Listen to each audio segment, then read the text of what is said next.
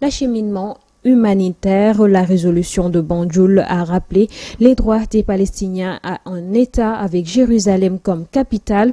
Selon le secrétaire général, toujours, le sommet a également réitéré son soutien à une action juridique visant à amener Israël à rendre des comptes devant la Cour internationale de justice et les tribunaux pour les crimes odieux contre le peuple palestinien. Le 15e sommet de l'OCI, dont le thème était renforcement de l'unité et de la solidarité par le dialogue pour le développement durable, a vu la participation de nombreux chefs d'État, dont le président sénégalais Bassirou Diomaye Diakhar Faye. Et puis, nous parlons toujours de ce sommet. Le Sénégal reprend sa place légitime de leader pour la défense de la cause palestinienne, selon professeur Babacar Samb, le spécialiste du monde arabe, par ailleurs ancien ambassadeur du Sénégal en Égypte, saluant la position du chef de l'État, félicite de la politique de rupture adoptée par ce dernier. Suivant ses propos, il a été joint au téléphone par Fatima Sey. Je salue donc la rupture intervenue par rapport à l'attitude de l'ancien régime sur la question palestinienne, c'est-à-dire la responsabilité de l'État du Sénégal d'assister le peuple palestinien en tant que président du comité des Nations Unies pour sauvegarder les droits des Palestiniens. Ce qu'il a dit, il me semble que les termes employés, vraiment c'est un engagement du chef de l'État concernant l'inertie de la communauté internationale qui voit vraiment une crise humanitaire sans précédent à Gaza et qui ne fait rien de concret pour vraiment un cessez-le-feu permanent. Donc le président de la République a eu à faire un discours qui reprend le fil de conduite du Sénégal depuis Léopold Sédar Senghor, qui consistait effectivement à défendre le peuple palestinien, de reconnaître donc le mouvement de libération nationale OLP, parmi les pays les premiers à reconnaître donc l'État de la Palestine, ce qu'on appelle aujourd'hui l'autorité palestinienne, et le Sénégal donc est en particulier vraiment très préoccupé, d'après le président, par rapport à la situation qui prévaut maintenant à Gaza. Il a dit des mots vraiment très forts, parce qu'il a parlé d'une situation catastrophique. Il a demandé une urgence humanitaire, et de même, le président a dénoncé vraiment l'inertie de la communauté internationale, aussi bien au niveau de l'ONU, Conseil de sécurité et l'Union européenne et les autres organisations. Mais ce qui donne le plus d'importance à cette déclaration, que ce soit faite dans le cadre 15e sommet de l'OCI à Banjul. Oui. Donc je crois que de manière générale, c'est un renouvellement politique qu'on voit dans la diplomatie sénégalaise face aux problèmes palestiniens. C'est aussi reprendre la légitimité donc du Sénégal comme leadership pour la défense de la cause palestinienne.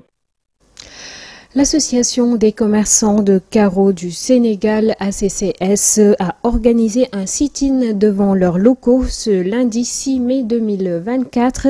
Cela pour évoquer l'augmentation des tarifs douaniers et de la part de leur directeur Mbaye Ndiaye. Par une note, ces commerçants dénoncent également ce qu'ils appellent la concurrence déloyale des entreprises étrangères. Nélène Ndiaye et Medoune Baye leur ont tendu leur micro. Les commerçants de carreaux sénégalais sont animés par un sentiment de consternation et d'émoi à cause de l'augmentation des tarifs douaniers sur les conteneurs de carreaux. Les tarifs étaient forfaitaires, soit 1 million pour un conteneur de carreaux. À notre grande surprise, le directeur général des douanes, en l'occurrence M. Mbaye Ndiaye, nous a servi une note dans laquelle il compte barémiser les conteneurs de carottes. Si la norme s'applique, elle sera lourde de conséquences sur les importateurs de carottes. Contrairement à son prédécesseur, M. Abdourahmane Dieye, qui avait tenu à honorer ses engagements avec les commerçants pendant la période de résilience du Covid. Au moment où nous vous parlons, nos conteneurs sont bloqués au port depuis un mois. Et si cela persiste, tous nos magasins seront fermés. Nous subissons actuellement un sabotage qui ne dit pas son nom dans le secteur des carottes. Bien évidemment, cette nouvelle norme douanière est pour protéger l'usine chinoise et les industriels indiens au détriment des commerçants sénégalais. Le seul objectif de ces étrangers est de monopoliser le secteur des carottes sous le regard passif des autorités. Cette mesure est en parfaite déphasage avec le nouvel plan économique élaboré par le chef de l'État pour abréger la souffrance des Sénégalais dans le secteur de l'économie. Nous lançons un appel solennel à M. Bassirou Diomaye Faye d'intervenir sur la situation des commerçants de carottes en particulier et des commerçants en général. L'association des marchands ambulants de Petersen également a organisé une conférence de presse lundi au centre culturel Léopold Sédar Senghor de Pikine. Ces commerçants dénoncent leur déguerpissement à cause des travaux du BRT. Face à la presse, Marcelin Dour, membre de cette association, appelle les nouvelles autorités, invite plutôt les nouvelles autorités à aménager le site qui leur a été attribué. À défaut, ils vont retourner sur les lieux avant la Tabaski, qui est une période faste pour ces commerçants. Ils se sont exprimés au micro de Mansour Diassé. Aujourd'hui, on a fait cette conférence de presse parce qu'on a remarqué que ces temps-ci, les marchands ambulants sont persécutés un peu partout et nous sommes des membres de ce secteur qui est le secteur informel et vraiment les marchands ambulants sont des Sénégalais qui veulent juste faire leur travail, qui veulent juste subvenir à leurs besoins familiaux. Donc on a dit qu'il faut laisser ces gens travailler, les aider, les épauler et vraiment leur trouver des endroits adéquats à leur système de travail. Les nouvelles autorités, on attend beaucoup d'eux parce que aujourd'hui, ces jeunes qui sont des marchands ambulants, qui veulent travailler, qui sont toujours sous le soleil, qui marchent des kilomètres, ont besoin d'être aidés, ont besoin d'être vraiment épaulés. Il faut leur trouver un endroit. Grève également pour une semaine déclarée par les étudiants du Centre universitaire de recherche et de formation aux technologies de l'Internet. Ils ont organisé un point de presse également ce lundi pour dénoncer le non-respect des promesses de leur directeur. Pour eux, il y a plus de théorie que de pratique dans leurs cours. Ils soulignent également un manque de matériel pédagogique et exigent la satisfaction de ces points avant le lever du mot d'ordre. Amsatou Gano et Sayer Junior Bay. Les étudiants du Centre universitaire de recherche et de formation aux technologies de l'Internet ont haussé le ton ce lundi pour dénoncer le non-respect des accords de leur direction qui leur avait promis le système LMD, licence, master et doctorat, entre autres. Cette situation fait grincer les dents dans les rangs des étudiants. Les dirigeants de l'université Anta Diop, plus précisément notre direction, au lieu de faciliter l'accès à l'éducation et de favoriser la réussite des étudiants, ont fait un choix déplorable qui mérite d'être condamné avec les plus grandes fermeteurs. Il est inacceptable qu'après seulement 2 années d'études, les portes de l'éducation soient brutalement fermées aux étudiants qui aspirent à un avenir meilleur. Cette décision prise par les dirigeants du CURI est non seulement préjudiciable pour tous les étudiants concernés, mais elle porte également atteinte à l'avenir de notre institut dans son ensemble. Pour se faire entendre par leur direction, ils ont posé un ultimatum de 7 jours en lançant un mot d'ordre de grève. Ainsi exigent-ils la satisfaction de quelques points revendicatifs avant la suspension de la grève. L'application du système LMD professionnel, à savoir licence professionnelle, master et doctorat professionnel. Des machines et clés à connexion pour tous les niveaux bacheliers. Des quotas de logement pédagogique, comme tous les étudiants de l'Université Anta Diop de Dakar. La Fondation Friedrich Ebert a honoré sa 17e promotion de son programme leadership politique dont le parrain est M. Alioune Tine, fondateur du think tank Africa Jom Center, une formation composée de 36 jeunes leaders membres actifs de partis politiques, d'organisations de la société civile ou de syndicats ont reçu leurs attestations. Le compte-rendu est signé Lamine Djedjou. Bénéficiaire de cette formation, Demba Baldé invite les jeunes à se faire former au bénéfice de ce pays. Et c'était un moment également pour les féliciter et les encourager à persévérer dans l'excellence. Et je pense que cette formation-là est une formation très importante parce qu'elle a produit beaucoup de leaders actuellement qui sont aux affaires, donc des différents partis du Sénégal, et ça permet en tout cas de consolider les liens entre acteurs politiques et acteurs des organisations de la société civile. Cette formation est importante pour leur carrière, selon Hadi Maïkor Diouf, maire de la commune Golfe Sud à Djedjouaï. Je pense que ces jeunes qui sont formés sont les futurs leaders de demain. Ils sont déjà des leaders. Cette formation est importante pour eux, pour leur carrière, pour le développement du Sénégal, mais aussi pour le développement de leurs différentes localités.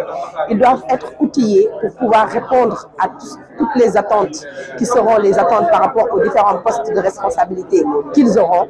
Et donc moi je suis venue pour vraiment leur dire que nous sommes très fiers de les encourager et leur dire que le leadership est une question que tout le monde doit embrasser. C'est une question de notre génération, mais surtout c'est une question d'engagement. 36 jeunes membres actifs des partis politiques bénéficient des attestations de la formation Friedrich Ebert. Par suite, ce programme vise à promouvoir davantage l'émergence de nouveaux leaderships. Les droits humains étaient bafoués, la démocratie était carrément à terre. Heureusement qu'il y a eu des jeunes qui étaient là, qui se sont battus. Il ne faut pas l'oublier, ce sont les jeunes qui se sont battus pour qu'il y ait en tout cas cette alternance.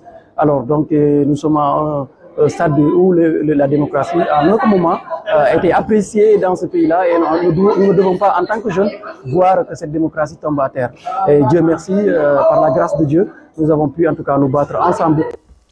À l'international, plus précisément au Togo, les 4 millions d'électeurs étaient appelés aux urnes le 29 avril pour élire 179 conseillers régionaux et surtout 113 députés.